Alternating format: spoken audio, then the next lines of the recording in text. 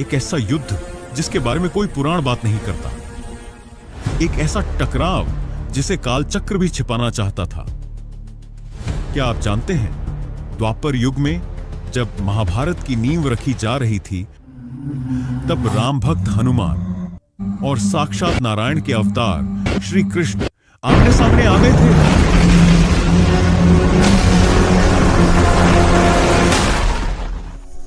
ये हमारे शास्त्रों का एक ऐसा अध्याय है जिसके बारे में बहुत कम लोग जानते हैं। एक युद्ध जो किसी धर्म ग्रंथ में लिखा नहीं गया। जब माया और भक्ति एक दूसरे के विरुद्ध खड़ी हो गईं, क्या कोई भक्ति ईश्वर की शक्ति को रोक सकती है? कभी कभी विजय नम्रता में होती है।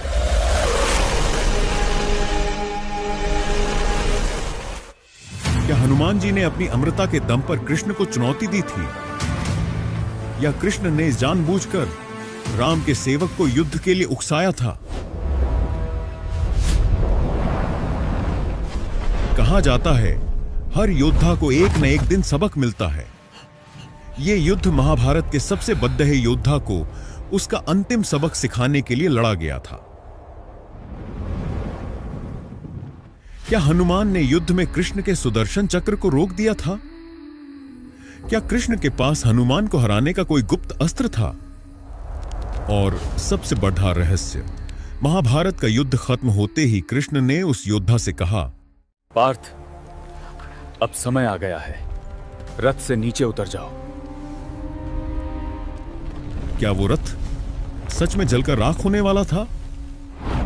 तैयार हो जाइए, क्योंकि एक ऐसा रहस्य खुलने वाला है जो रामायण और महाभारत के हर अध्याय को नए नजरिए से दिखाएगा।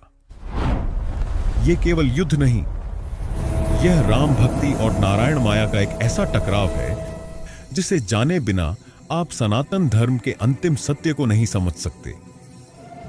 त्रेता युग के बाद हनुमान जी को स्वयं भगवान राम ने अमर होने का वरदान दिया, पर यह अमृता महज जीवित रहना नहीं था। यह एक दिव्य संकल्प था कि जब तक पृथ्वी पर राम नाम और धर्म का अस्तित्व है, हनुमान उसे अदृश्य रूप से बल प्रदान करते रहेंगे। हनुमान जी समय के बंधन से मुक्त थे। वे त्रेता युग से लेकर द्वापर युग तक और आज भी कलयुग में गुप्त रूप से धरती पर मौजूद हैं। द्वापर युग में धर्म की रक्षा के लिए साक्षात नारायण ने लीलाधर श्री कृष्ण के रूप में अवतार लिया। कृष्ण की लीलाएं, उनका ज्ञान, सब कुछ अद्वितीय था। कृष्ण भली भांति जानते थे कि उन्हें एक ऐसा अंतिम युद्ध करवाना है जहां केवल दुष्टों का संहार नहीं होगा, बल्कि मानव के अहंकार को भी ध्वस्त कर दिया जाएगा। और इस महायुद्ध का मुख्य पात्र था पांडुपुत्र अर्जुन। अर्जुन अपने समय का सबसे महान धनुर्धर था। उसने देवराज इंद्र से दिव्य अस्त्र प्राप्त किए थे। उसे अपने गांडीव पर अटूट विश्वास था और द्रोणाचार्य का आशीर्वाद उसे कोई भी हरा नहीं सकता था।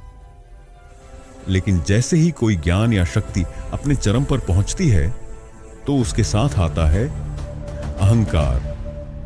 अर्जुन का यही अभिमान धर्म की राह में सबसे बड़ी बाधा बन सकता था।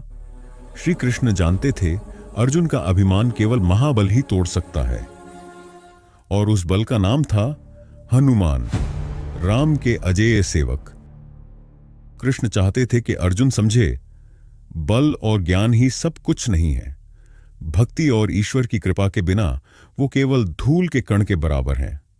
श्री कृष्ण को चाहिए था एक ऐसा अदृश्य गुरु जिसके बल के सामने गांडीव की शक्ति भी तुच्छ लगे।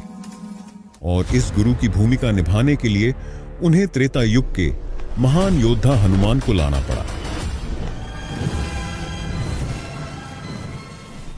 लेकिन आगे बढ़ने से पहले अगर आप चैनल पर नए हैं तो वीडियो को लाइक करके चैनल को सब्सक्राइब जरूर कर लें और कमेंट में लिखो, जय श्री राम, जय श्री कृष्ण। दक्षिण भारत के तट पर पांडवों का वनवास अपने अंतिम चरण में था। अर्जुन तीर्थ यात्रा पर आगे बढ़ रहे थे। वहां अर्जुन ने कुछ ऐसा देखा जिसने अर्जुन के भीतर एक साथ अभिमान और संशय की चिंगारी जगा दी। समुद्र की लहरों के बीच पत्थरों का एक विशाल सेतु, जिसके कुछ हिस्से अब भी पानी पर तैर रहे थे। समय के प्रवाह ने जिसे खंडहर में बदल डाला था, वो पुल मानो किसी भूले बिसरे युग की कहानी सुना रहा हो। अर्जुन का अहंकार तुरंत जागा। उसकी नजर एक वृद्ध वानर पर पड़ी जो शांत भाव से समुद्र की ओर देख रहा था। अर्जुन ने आगे बढ़कर पूछा, अरे वानर, ये किस मूर्ख योद्धा ने बनाया है? क्या वो नहीं जानता था कि मैं अपने तीरों की शक्ति से इससे 1000 गुना मजबूत सेतु बना सकता हूँ? पत्थरों को तैराना कोई कला नहीं, मूर्खता है। अर्जुन के ये शब्द, जिस पुल को वो कमजोर कह रहे हैं, वो पत्थरों से नहीं, राम नाम से जुड़ा था। यह राम नाम की शक्ति का अपमान था। और वो वृद्ध वानर कोई साधारण तपस्वी नहीं था। वो पवन पुत्र हनुमान थे, जो अर्जुन के मुख से निकले हर शब्द को सुन रहे थे। हनुमान जी ने शांत लेकिन गंभीर स्वर में उत्तर दिया, हे वीर, ये मूर्खता नहीं, भक्ति की पराकाष्ठा थी। ये सेतु मेरे स्वामी भगवान राम के लिए नल और नील ने बनाया था। अर्जुन बोला, भक्ति ठीक है वानर, लेकिन युद्ध में बल ही काम आता है। मैं अपने बाणों से ऐसा पुल बना सकता हूं जिसे तुम्हारा भार भी न तोड़ सके। अर्जुन का अहंकार अब चरम सीमा पर था। वह सीधे तौर पर हनुमान जी को चुनौती दे रहा था। हनुमान जी ने कहा, हे गांडीवधारी, आप महान धनुर्धर हैं, लेकिन मैं भी त्रेता युग का एक पुराना सेवक हूं। मैं आपके बाणों के सेतु पर चलकर देखना चाहूंगा। लेकिन सुनो, अगर तुम्हारे बाणों का सेतु मेरे कदमों के भार से टूट गया तो मान लेना, तुम्हारा बल और धनुष ज्ञान सब बेकार है और तुम्हें अपनी प्रतिज्ञा पूरी करने के लिए आग में प्रवेश करना होगा। मुझे शर्त मंजूर है वानर, अर्जुन बोला। सुन लो भेड़, अगर मेरा बनाया हुआ सेतु तुम्हारे भार से नहीं टूटा तो तुम्हें आजीवन मेरा दास बनकर रहना होगा। अर्जुन ने गांडीव उठाया और एक के बाद एक दिव्य बाणों की वर्षा शुरू कर दी। हर तीर एक धागे की तरह जुड़ता चला गया। वह बाणों को जोड़कर समुद्र के ऊपर एक अद्भुत संरचना बुन रहा था। सेतु किसी पत्थर के पुल से ज्यादा ठोस और बुना हुआ लग रहा था। यह सेतु अर्जुन के ज्ञान का चरम था। जब निर्माण पूरा हुआ तो अर्जुन ने गर्व से हनुमान को देखा। हनुमान जी ने गहरी सांस ली।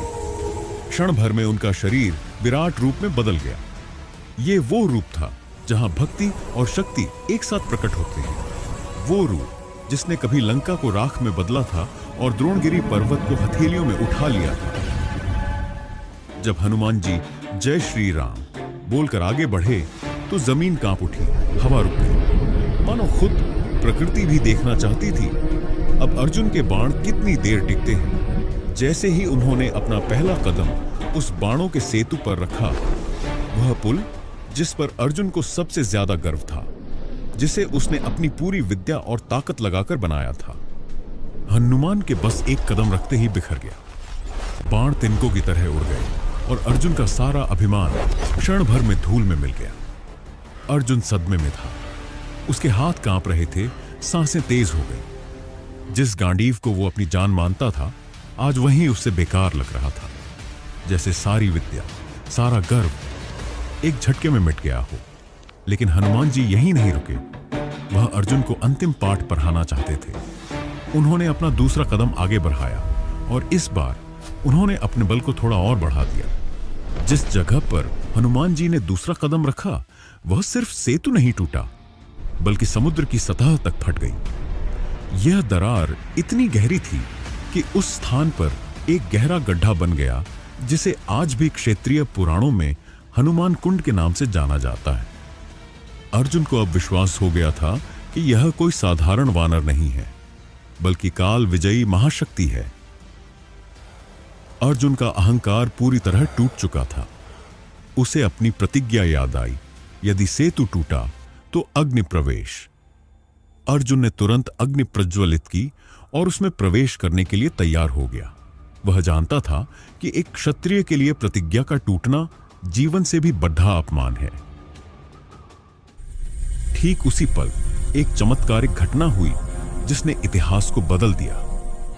अचानक आसमान जगमगा उठा।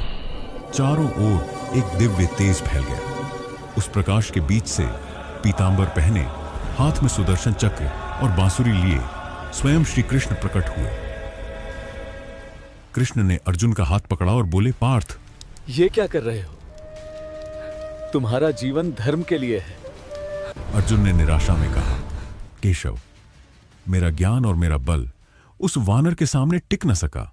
मुझे प्रतिज्ञा का पालन करने दो।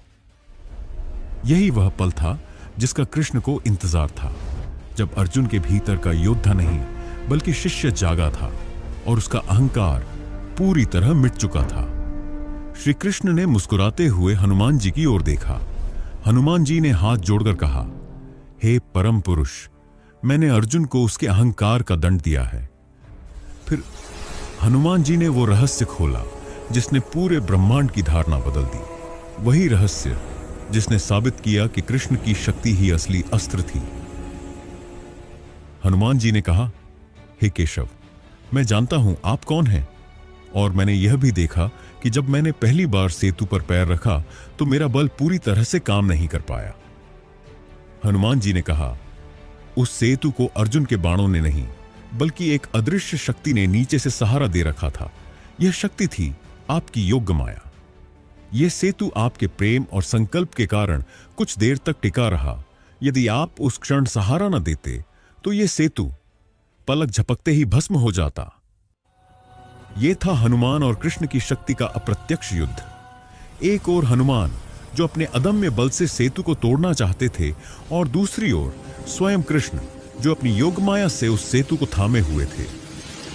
उस पल हनुमान जी ने सिद्ध किया कि ईश्वर की शक्ति के बिना भक्ति का बल भी अपने चरम तक नहीं पहुंच सकता, और कृष्ण ने सारे संसार को यह संदेश दिया कि चाहे अर्जुन जैसा योद्धा ही क्यों ना हो, यदि उसके अंदर अहंकार है तो वो कभी सच्ची विजय नहीं पा सकता।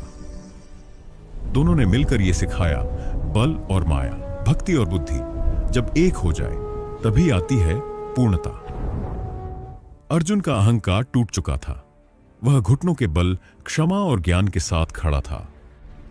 श्री कृष्ण की लीला पूर्ण हुई थी और अब समय था त्रेता युग के बल को द्वापर के धर्म युद्ध से जोड़ने का, जहां भक्ति और धर्म मिलकर नया इतिहास रचने वाले थे। अर्जुन ने हाथ जोड़कर कहा, प्रभु, मुझसे भूल हो गई, क्षमा करें।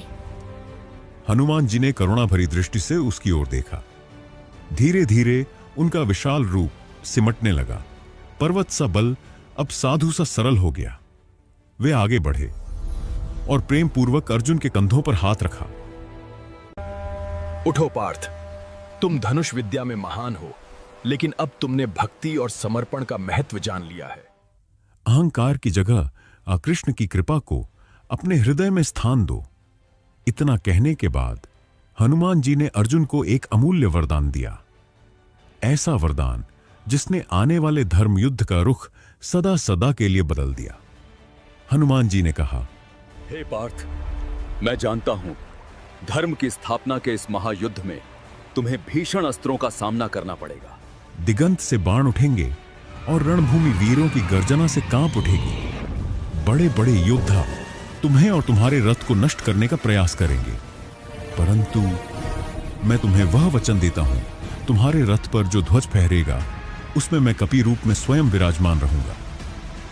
जब रणभूमि कांपेगी और आकाश से अग्निवर्षा होगी, तब मेरा अदृश्य बल, मेरा चिरंजीवी संकल्प और राम नाम की शक्ति हर पल तुम्हारे रथ की रक्षा करेगी। बड़े बड़े दिव्यास्त्र भी तुम्हारे रथ को नष्ट नहीं कर पाएंगे।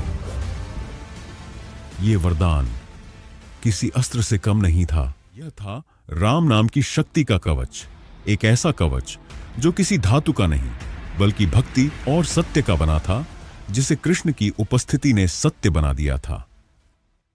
श्री कृष्ण ने कहा, हे हनुमान, अब समय आ गया है कि आप अपने संकल्प के अनुसार ध्वज पर विराजमान हों। और हे अर्जुन, इस युद्ध में मेरा काम सारथी का होगा।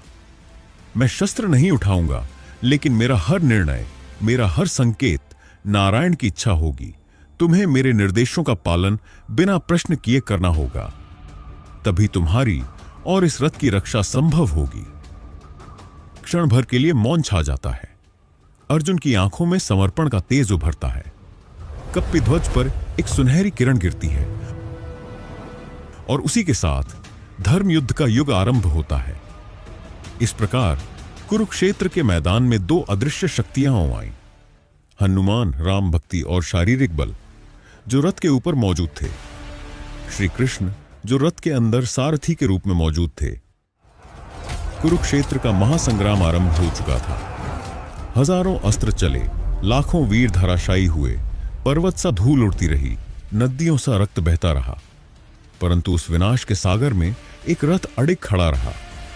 अर्जुन का रथ कपि ध्वज से सुशोभित, कृष्ण की लीला से संचालित और राम नाम की शक्ति से संरक्षित। युद्ध के शुरुआती दिनों में भीष्म पितामह का क्रोध अग्नि बन चुका था। वो पांडवों की सेना पर ऐसे टूटे मानो खुद काल उतर आया हो। उनके एक एक बाण में वज्र की शक्ति थी, ऐसे बाण जो पलक झपकते ही रथ, सारथी और योद्धा सब मिटा सकते थे। अर्जुन डटा रहा, पर हर बार जब भीष्म का बाण उसके रथ से टकराता, रथ जोर से हिलता और कुछ कदम पीछे खिसक जाता। पर यही रथ का पीछे खिसकना एक रहस्य था। अगर रथ के ध्वज पर हनुमान जी का अदृश्य बल न होता तो भीष्म के एक वार से ही अर्जुन और कृष्ण दोनों को युद्ध में पराजित कर देते। ध्वज पर विराजमान हनुमान उस बाण के वेग को अपने बल से सोख लेते थे। उनके कारण ही रथ बस थोड़ा सा हिलकर फिर संतुलित हो जाता था।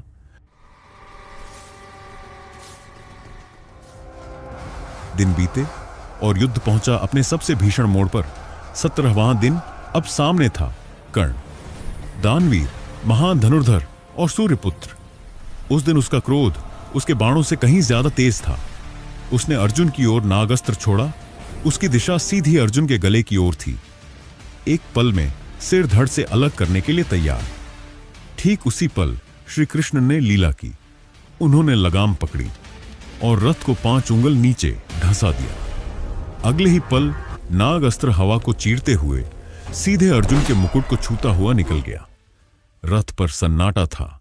अर्जुन ने देखा उसका मुकुट जमीन पर गिरा है। कृष्ण के उस छोटे से कार्य को आज भी लीला कहा जाता है। कृष्ण जानते थे कि हनुमान ने कर्ण के बाण के बल को तो सोख लिया है, लेकिन नाग अस्त्र की दिशा को बदलने के लिए एक सूक्ष्म हस्तक्षेप की आवश्यकता थी, जो केवल सारथी के रूप में भगवान ही कर सकते थे। जब कर्ण ने दूसरा शक्तिशाली बाण चलाया तो रथ फिर से कई फुट पीछे चला गया। श्री कृष्ण ने अर्जुन की ओर देखा और बोले, पार्थ, धन्य है कर्ण। तुम नहीं जानते, हर बार जब उसका बाण इस रथ से टकराता है, यह रथ बिखर जाता है, चूर चूर हो जाता है। उसे हर बार संभालता है हनुमान का अदृश्य बल और मेरा सारथ्य। अगर हम दोनों न होते तो आज न तुम खड़े होते, न ये रथ। अर्जुन स्तब्ध खड़ा था। उसे पहली बार एहसास हुआ कि युद्ध में विजय सिर्फ बाणों से नहीं, भगवान की कृपा से मिलती है। युद्ध समाप्त हो चुका था, लेकिन विनाश अभी बाकी था। अश्वत्थामा ने प्रतिशोध की आग में ब्रह्मशिरा अस्त्र छोड़ दिया। सर्व शत्रु नाशय नाशय फ्री। ओम ब्रह्मशिरा अतिवरिणी अग्नि तेजस। ये अस्त्र पूरी सृष्टि को जलाकर भस्म कर सकता था। धरती कांपी उठी, आकाश फटने लगा, नदियां उफान पर थीं और अग्नि दिशा भूल गई थी। ये वही क्षण था जब त्रेता और द्वापर की शक्तियां एक साथ जाग उठीं। जब दो ब्रह्मशिरा अस्त्र आपस में टकराने लगे तो पूरे ब्रह्मांड में हाहाकार मच गया। कोई साधारण शक्ति इस विनाश को नहीं रोक सकती थी। ठीक उसी पल अर्जुन के रथ पर हनुमान जी और श्री कृष्ण ने मिलकर उस महाविनाशक ऊर्जा को सोख लिया। वो एक ब्रह्म क्षण था जहां भक्ति और लीला ने मिलकर प्रलय को पराजित कर दिया। युद्ध समाप्त हो चुका था। पांडव विजयी थे। चारों ओर सिर्फ राख, धूल और मौन था। पर श्री कृष्ण जानते थे अभी एक रहस्य बाकी है। अर्जुन का रथ, वो रथ जो 17 दिनों तक हजारों दिव्य अस्त्रों के वार झेल चुका था, अब भी जस का तस खड़ा था। कृष्ण ने अर्जुन से कहा, पार्थ, अब समय आ गया है, रथ से नीचे उतर जाओ। अर्जुन ने हैरानी से देखा कृष्ण की आंखों में कुछ गहराई थी, कुछ ऐसा जो उसने पहले कभी नहीं देखा था। बिना कोई प्रश्न किए अर्जुन नीचे उतर गया। फिर श्री कृष्ण स्वयं रथ से नीचे उतरे। उन्होंने रथ को नमन किया, उन्होंने हनुमान जी को नमन किया और कहा, हे पवन पुत्र, आपका संकल्प पूर्ण हुआ। जैसे ही श्री कृष्ण ने रथ को छोड़ा और हनुमान जी कपिध्वज से अदृश्य रूप से मुक्त हुए, अद्भुत और भयानक घटना हुई। वो रथ जो इतना कुछ झेल चुका था, पल भर में धू धू करके जलने लगा। वो कुछ ही पलों में राख का ढेर बन गया। अर्जुन बोला, हे केशव, ये क्या हुआ? जिन अस्त्रों को इस रथ ने युद्ध में झेला, वो इसे नष्ट नहीं कर पाए, अब ये कैसे जल गया? श्री कृष्ण ने हल्की मुस्कान के साथ अर्जुन की ओर देखा। उनकी आंखों में करुणा और दिव्यता भी थी। कृष्ण बोले, पार्थ, ये रथ अब तक इसलिए सुरक्षित था क्योंकि उस पर हनुमान जी का संकल्प और मेरी उपस्थिति थी। हर दिव्य अस्त्र, हर प्रहार हम दोनों के संरक्षण से ही व्यर्थ गया। जब हनुमान जी ने ध्वज से विदा ली और मैंने रथ को छोड़ा, उसके ऊपर वे सभी अस्त्र जो अब तक रोके गए थे अपना प्रभाव दिखा गए। कृष्ण की आवाज धीमी हुई, ये रथ तुम्हारे कौशल या बल से नहीं टिका था पार्थ, ये सब भक्ति और कृपा के संयोग से बचा था। श्री कृष्ण ने गहरी सांस ली और धीरे धीरे बोले, हे पार्थ, सच यह है कि तुम्हारा यह रथ युद्ध के पहले ही दिन नष्ट हो चुका था। भीष्म, द्रोण और कर्ण तीनों के दिव्यास्त्रों ने इसे उस दिन ही भस्म कर दिया था, पर वह भस्म बाहर नहीं आई क्योंकि उसे थामे हुए थीं दो महाशक्तियां, ध्वज पर विराजमान हनुमान और मैं नारायण, जो इस रथ में बैठकर उन अस्त्रों के अग्नि तत्व और दैवी तापवर को अपनी अयोग मायासुर से निष्क्रिय कर देता था। जब तक हनुमान और नारायण की कृपा इस रथ पर थी, यह रथ अखंड था।